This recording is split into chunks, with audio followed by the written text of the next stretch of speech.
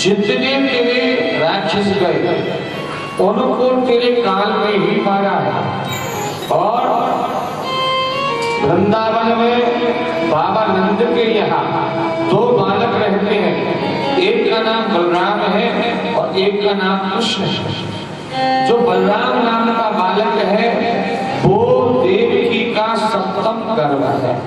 अब कंस की धड़कन बढ़ने लगी कि अब कहेगा 8वां दूसरा, और देवकी का जो 8म गर्भ है वो यशोदा का बेटा बन के रह रहा है। बलराम है वो रोहिणी का बेटा बन के रह रहा है। उसको देवताओं ने योग माया के द्वारा देवकी के गर्भ से निकाल करके रोहिणी के गर्भ में स्थापित कर दिया और गुप्त रूप से कारागृह से देवकी के 8म गर्भ को यशोदा के यहाँ पहुंचाया गया। उसके यहाँ कन्या का जन्म हुआ जो तेरे हाथ से छूट गई।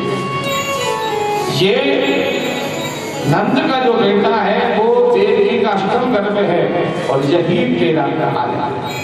क्रोध में आकर के तमा करके अपने ज्ञान पर हाथ दिया। कंस ने सर से तलवार निकाली और बड़ी सभा में आदेश दिया, देवकी वसुदेव को बुला करके लाओ। बीच सभा में टुकड़े टुकड़े कर दिया। कंस से नारद जी ने कहा ये गलती मत दोहरा, ये गलती मत करना।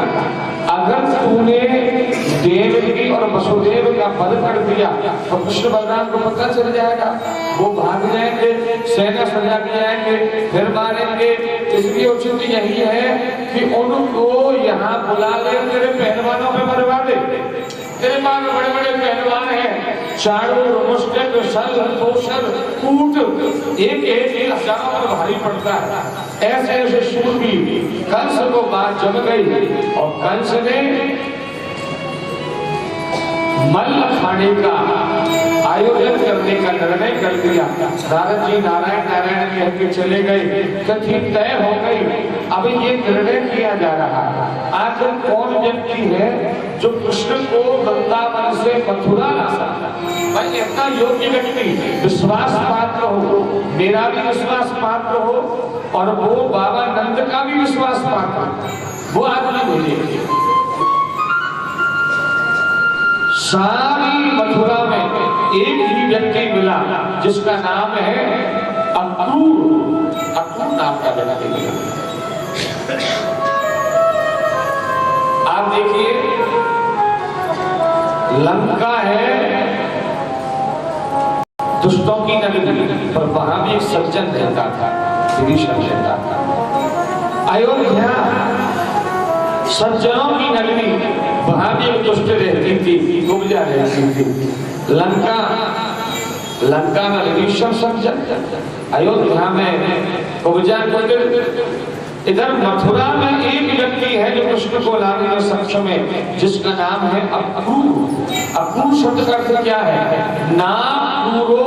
यहाँ 3 बार प्रणाम करना पड़ता था। पहले राजाओं के यहाँ सर झुका के महाराज के जीवन की जय जयकार, महाराज के जीवन की जय जयकार हो। अक्रूर ने जाके प्रणाम किया, कंस ने हाथ पकड़ा, अपने पास में बिठा दिया। कंस ने कहा जय जयकार छोड़ और मेरी बात सुन। और तुलसीदास जी ने एक नियम बनाया है, नवन नीच की अतित खुदाई। यदि कोई नीच व्यक्ति आपके सामने झुक रहा है तो विपत्ति का पैगाम लेकर के आया। यदि आपकी औकात से ज्यादा कोई व्यक्ति आपकी तारीफ कर रहा है तो डिमांड नोटिस लेकर के आया। मान सकते हैं हाथ में। यदि दुष्ट होकर के झुक रहा है तो विपत्ति आने वाली है, और हद से ज्यादा कोई तारीफ कर रहा है, इसका मतलब मांग पत्र लेकर के आए। कन्हैया की बात पर बाबा बहुत ध्यान देते थे। कृष्ण कुछ नहीं बोलता, बाबा बहुत ध्यान देते थे। बाबा नंद दौड़ के आए, अक्रूर जी महाराज मिले। अक्रूर जी का हाथ पकड़ करके कहा, भैया बड़े दिनों में आए हैं, और दोनों एक दूसरे के गले मिले। कृष्ण और बलराम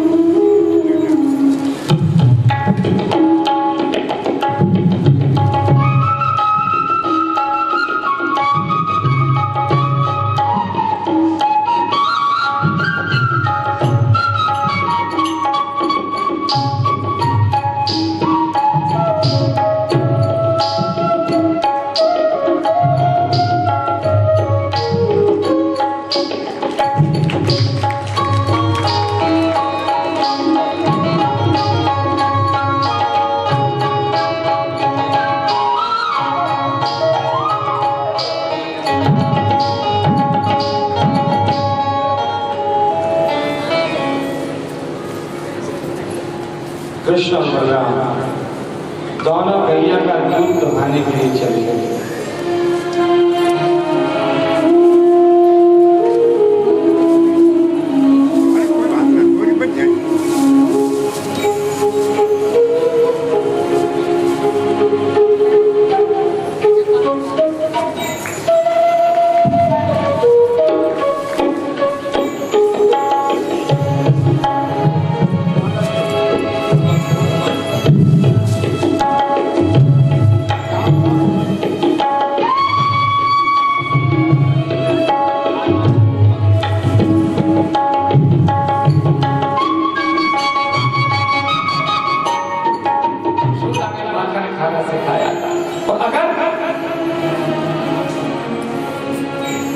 अगर यशोदा को पता चल गया ना कि कृष्ण देवकी का अष्टम गर्भ है, अक्रूर तेरे हाथ जोड़ लूं भैया, मेरी यशोदा जीते जी मर जाए, मेरी यशोदा चिंता नहीं करेगी, कृपा करना ये बात किसी से मत कहना, ये तुझ और मुझ तक ही सीमित है।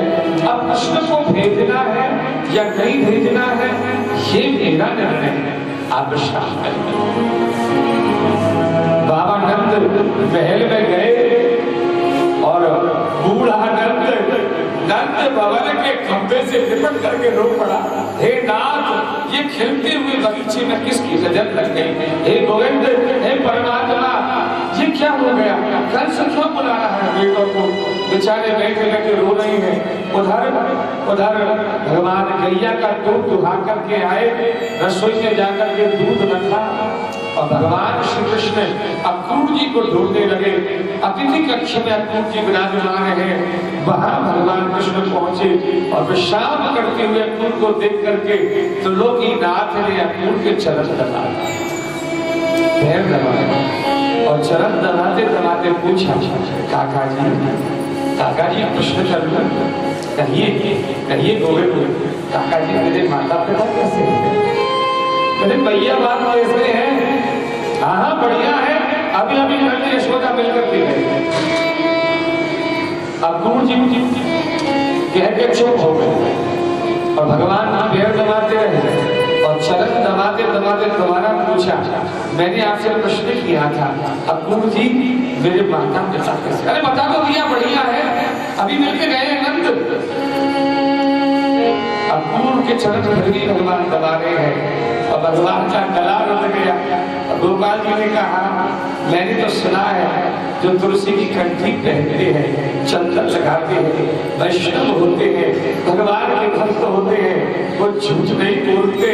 मैं नंद और यशोदा की बात नहीं कर रहा, मैं देवकी और वसुदेव की बात कर रहा। मेरे माता पिता का समाचार सुनाओ, अक्रूर मेरी मैया देवकी कैसी है? मैं काला बहन छोड़ करके आया उनको, उसके बाद आज तक मैं ही देवकी का अष्टम कर। तो सुन लो, नारद जी ने कंस को बता दिया है और देवकी वसुदेव को हथकड़ियां बेड़ियां डाल करके कारागृह के उसी कक्ष में डाल दिया गया है, कालकोठरी में, जहां से तुम निकल करके आए। आप क्यों आए हो? भगवान ने पूछा, आप क्यों आए हो? अक्रूर जी ने कहा, मल्ल खाने का आयोजन हो रहा है और वहां कंस ने आपको बुलाया है, बलराम को बुलाया है, छलांग लगा के कन्हैया कूद पड़े, मामा की पहली बार चिट्ठी आई है, जरूर चलूंगा जरूर चलूंगा, और दौड़ पड़े वृंदावन में। ग्वाल वालों से कहते जा रहे, तैयार हो जाओ, कल मामा के गांव चलेंगे, मेरे मामा के गांव, सब तैयार हो जाओ। ग्वाल वाल तैयारी कर रहे थे मथुरा,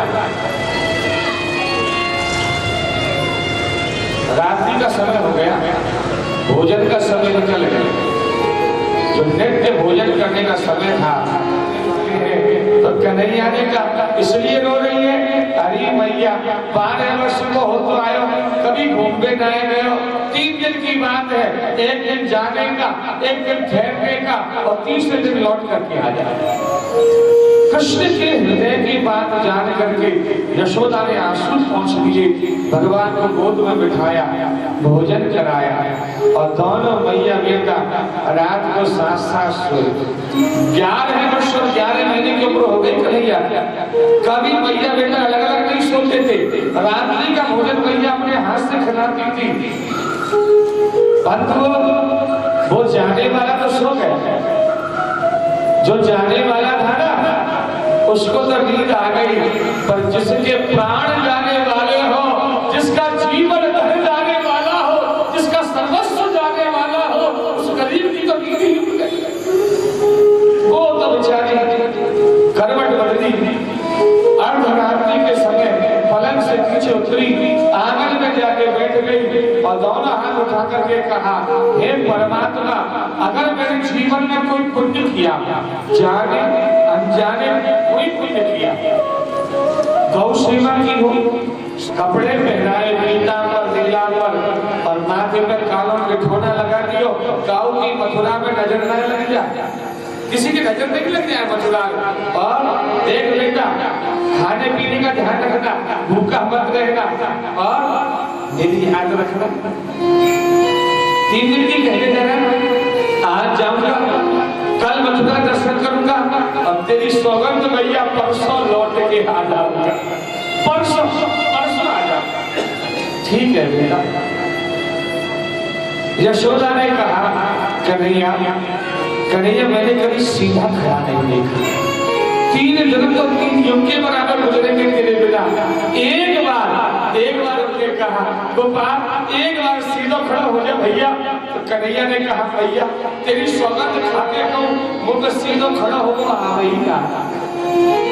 कोई बात नहीं बेटा। और दोनों के कंधों पर हाथ रख करके मैया लेके गई अंकुर के रथ का, अंकुर रथ में विराजा। आई बैठिए गोपाल।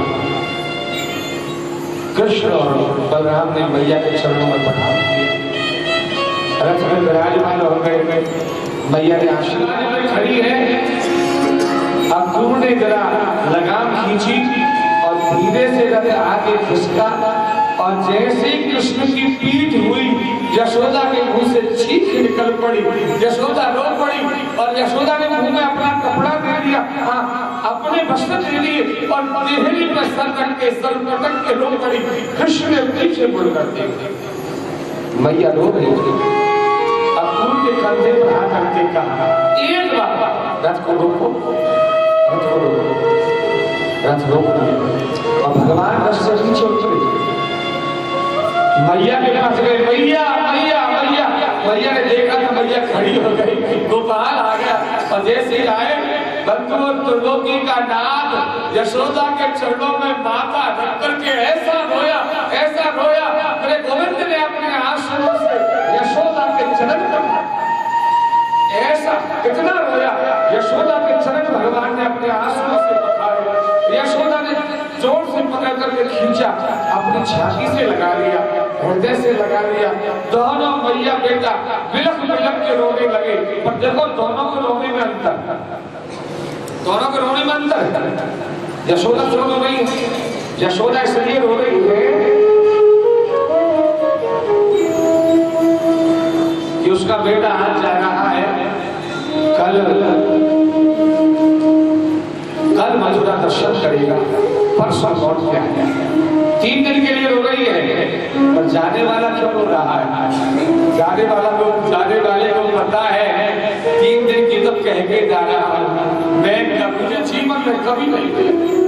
आज के बाद मैया के हाथ का माखन रोटी मुझे कभी नहीं मिली। मैया ने भी थपथपाई, कोई नहीं बात, मत रो बेटा, 3 दिन बाद आ जाना, घूमने जाओ बेटा, बैठा दिया रथ में। और अंकुर से भगवान ने कहा, जोर से रथ चला, अगर मैया के रोने की आवाज दोबारा मेरे कान तक आ गई तो तेरी सौगंध तब मैं वृंदावन छोड़ ही नहीं पाऊंगा। मैं सब कुछ देख सकता हूँ पर मैं भक्त के आंखों के आंसू नहीं देख सकता। भगवान कहते हैं कोई मेरा भक्त प्रेमी हो, मैं सब कुछ देख सकता हूँ, उसकी आंखों के आंसू नहीं देख पाता। भगवान उसमें सवार हुए, अब अंकुर ने लगाम खींची, धड़ करके लगाम बढ़कर यशोदा रोई पर रोने की आवाज की ओर बढ़ता चला जा रहा है। क्या देखा? मार्ग में हजारों गोपियां सो रही है। गोपियों को देखकर अर्जुन ने कहा, अरे रास्ता दो भैया, हमें मथुरा जाना है, रास्ता दो।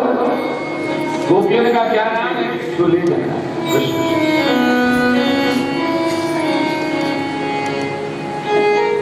भगवान श्री कृष्ण से कहा, अर्जुन ने, मैं इनको समझा नहीं सकता, आप यदि समझा सकते हो तो समझा दीजिए। भगवान रथ से नीचे उतरे और गोपियों के परिधि में जाके बैठ गए। गोपियों ने चारों ओर से कन्हैया को घेर दिया। अब नहीं जाओगे, अब यहीं रहोगे ना, मथुरा नहीं जाओगे ना। भगवान को घेर लिया। भगवान ने गोपियों से कहा, गोपियों गोपियों हम गुजर गए, पर तुम परसों आज वृंदावन परसों की प्रतीक्षा में है। वो कौन सी परसों है जिसकी कृष्ण कह के गया कि कहते घनश्याम गए परसों, यह के दूर हटे परसों, परसों न घटे न बढ़े परसों, कि मन चाहते हैं और जाओ सखी, पर उड़ न जाए बिना परसों, परसों जाइए। आपके क्षण हो जाओ। भगवान रथ पर सवार हो गए, रथ आगे बढ़ा और जमुना के किनारे कदम्ब की छांव में कृष्ण की आराधना खड़ी है, कृष्ण का ऐश्वर्य खड़ा है, कृष्ण का शक्ति खड़ी है। और भगवान ने अपने से कहा, एक बार रथ और रोक दो, फिर मैं कहूंगा। रथ से नीचे उतरे, उधर बढ़ते गए।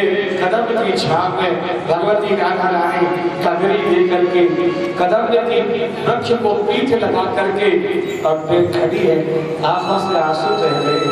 गोपाल ने पीताम्बर उठाया, राधा रानी के आंसू पोंछकर कहा, राधा रानी हमने अवतार जिस कार्य के लिए लिया उस कार्य की पूर्णाहुति के लिए डाला, भक्तों को आनंद दे दिया, उनके साथ में नाच लिया, चोरी की, कितना आनंद दिया मेरे भक्तों को। अब दूसरे कार्य की तैयारी है, विनाशाय च दुष्टताम, अब दुष्टों का विनाश करने के लिए डाला। राधा रानी ये मेरा मंगलमय गमन है, ये मेरा पावन गमन है, हंस के विदा करना राधे रानी, रो करके विदा मत करो। और गोपाल जी ने कहा, तू तो जानती है राधा, ये कृष्ण कभी लौट करके वृंदावन नहीं आएगा। अब तेरा कृष्ण कभी नहीं आएगा। एक बात याद रखना, ये वृंदावन, ये ब्रज मेरे प्राणों से ज्यादा प्रिय है। आज से वृंदावन तेरे हवाले राधा रानी। इन ब्रजवासियों की ब्रज की रक्षा करना तेरी जिम्मेदारी और वो दिन है, आज का दिन है वृंदावन में राधा राधा कहिए, राधा जपिए, राधा गाइए, राधा राधा राधा रानी। आज तक वंशी में आपके लिए, गोपियों के लिए, बाल बालों के लिए, गैयाओं के लिए, मोरों के लिए, यमुना के लिए, गिरिराज के लिए बजाता था। आज के बाद कृष्ण जीवन में कभी भूलती नहीं। आज भगवान ने अपनी बांसुरी रख ली। आज से कृष्ण का रूप बदल रहा है। आज तक जो कृष्ण था वो मुरलीधर कृष्ण था, आज के बाद जो कृष्ण होगा वो चक्रधर कृष्ण, शंखधर कृष्ण। आज तक जो कृष्ण था वो नाचने वाला कृष्ण था, आज के बाद जो कृष्ण होगा वो नचाने वाला कृष्ण होगा। आज तक जो कृष्ण था वो शांतिकारी कृष्ण था, आज के बाद जो कृष्ण होगा वो क्रांतिकारी कृष्ण होगा। आज तक जो कृष्ण था वो माता पिता की आज्ञा में जीने वाला था, तो आज के बाद सारे संसार पर अपनी हुकूमत चलाने के लिए ब्रज का द्वारा वृंदावन से निकल करके मथुरा की यात्रा करना। आज मथुरा की यात्रा